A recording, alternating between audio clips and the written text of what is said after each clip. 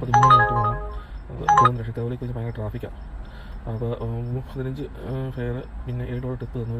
ഹോട്ടലിൽ നിന്ന് ഒരു ഓഫീസ് കെട്ടിടത്തിലേക്ക് കൊണ്ടുവിടാനായിരുന്നു.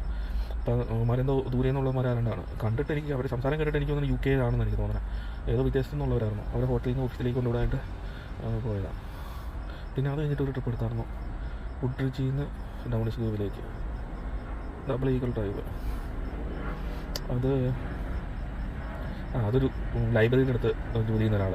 അപ്പോൾ ഇവരിങ്ങനെ വുഡ്രിഡ്ജിൽ നിന്ന് ലൈബ്രറിയിലേക്ക് പോകണമെന്ന് പറഞ്ഞു. അപ്പോൾ ഞാൻ ലൈബ്രറിയിൽ ജോലി ചെയ്യുന്ന ആളോ എന്ന് ചോദിച്ചു.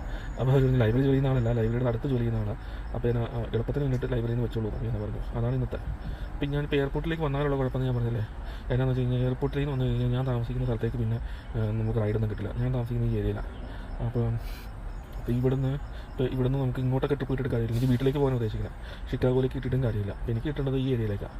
ഓക്ക് ബ്രൂക്ക്, ഡൗണിസ്ഗ്രോവ്, ഞാൻ മസ്റ്റ്. അങ്ങോട്ട് എവിടെയെങ്കിലും കിട്ടിയാൽ നമുക്ക് വീട്ടിലേക്ക് പോകാൻ പറ്റുള്ളൂ.